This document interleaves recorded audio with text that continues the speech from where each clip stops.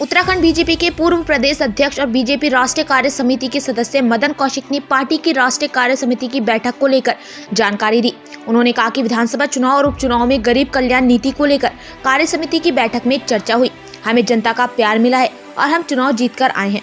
मदन कौशिक ने कहा कि चुनाव प्रचार अभियान में मोदी जी की खास सहभागिता रही।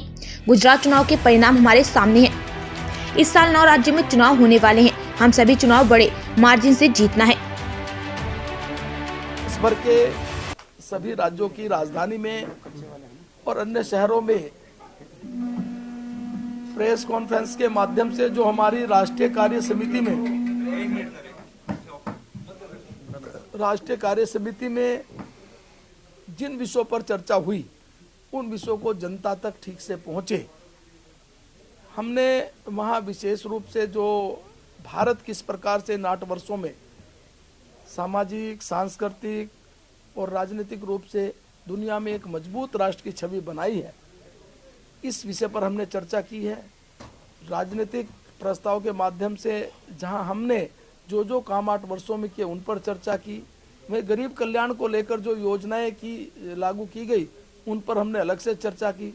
सांस्कृतिक रूप से जो हमारी धरोहरें थी, जो हमारे आस्था के केंद्र थे, उन पर भी 8 वर्षों में जो कार्य किए गए उन पर भी हमने चर्चा की।